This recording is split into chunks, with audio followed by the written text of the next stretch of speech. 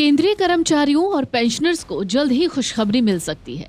हर बार की खबर की तरह ये वाली खबर इसलिए अलग है क्योंकि इससे आपको ये पता चलेगा कि आने वाले दिनों में यानी होली से पहले डीए में बढ़ोतरी हो सकती है और वो भी कितनी। इसे समझने से पहले आपको समझना होगा लेबर ब्यूरो की ओर से दिसंबर 2025 का जो डेटा जारी किया गया वो क्या कहता है। लेबर ब्यूरो की ओर से दिसंबर 2025 का AICPI IW डेटा जारी होने के बाद अनुमान लगाया जा रहा है कि महंगाई भत्ता और महंगाई राहत यानी डीए और डीआर 2-2% बढ़ सकते हैं।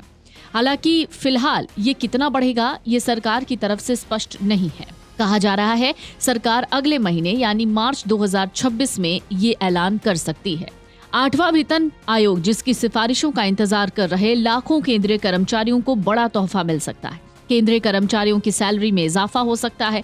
इस साल होली पर केंद्रीय कर्मचारियों को सैलरी बढ़ोतरी का तोहफा मिल सकता है। दरअसल केंद्रीय कर्मचारियों के महंगाई भत्ते में बढ़ोतरी का तोहफा मिलने की उम्मीद है। केंद्रीय कर्मचारियों और पेंशनर्स को एक बड़ी खुशखबरी दी जा सकती है। हो सकता है होली से पहले उन्हें ये तोहफा मिल जाए। डीए बढ़ोतरी का इंतजार कर रहे लाखों कर्मचारियों और पेंशन भोगियों को जल्द ही एक बड़ी खबर मिल जाएगी।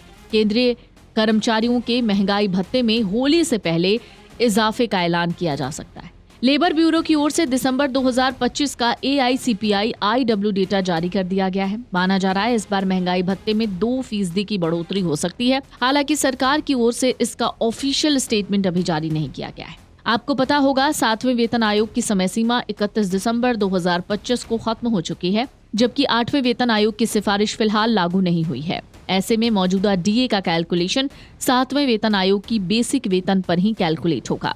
माना जा रहा है इस बार डीए में 2% की बढ़ोतरी हो सकती है। हर साल 2 बार सरकार कर्मचारियों के महंगाई भत्ते में बढ़ोतरी करती है। हर साल जनवरी और जुलाई में महंगाई भत्ते की बढ़ोतरी होती है। डीए कैलकुलेशन के लिए फॉर्मूला तय है जिसके आधार पर इसे कैलकुलेट कर महंगाई भत्ते में बढ़ोतरी की जाती है। महंगाई भत्ता सरकारी कर्मचारियों को दिया जाने वाला एक हिस्सा है जो बढ़ती महंगाई के असर को कम करने में मदद करता है। सरकार साल में 2 बार डीए बढ़ाती है, जनवरी और जुलाई में। डीए सीधे बेसिक सैलरी पर मिलता है, इसलिए डीए बढ़ने से कुल सैलरी अपने आप बढ़ जाती है। डीए बढ़ोतरी का फायदा सिर्फ कर्मचारियों को ही नहीं बल्कि पेंशनर्स को भी मिलेगा। पेंशनर्स के लिए इसे डीएनएस रिलीफ यानी डीआर कहा जाता है। डीआर भी डीए के ही बराबर बढ़ता है। सरकार आमतौर पर जनवरी का डीए मार्च में घोषित कर सकती है। ऐसे में उम्मीद है होली से पहले केंद्र सरकार डीए बढ़ोतरी का ऐलान कर सकती है। अगर ऐसा होता है तो ये लाखों कर्मचारियों और पेंशनर्स के लिए त्योहार से पहले बड़ी राहत होगी। प्रधानमंत्री मोदी की अध्यक्षता वाली केंद्रीय कैबिनेट से मार्च 2026 की शुरुआत में होली से पहले डीए में संशोधन को मंजूरी देने की उम्मीद है। ये 31 दिसंबर 2025 को 7वें वेतन आयोग के औपचारिक समापन के बाद पहली डीए बढ़ोतरी भी होगी। हालांकि अभी केंद्र सरकार की ओर से किसी भी तरीके की घोषणा नहीं हुई है। केंद्रीय कैबिनेट की मंजूरी मिलने के बाद इसमें बढ़ोतरी का रास्ता साफ हो जाएगा।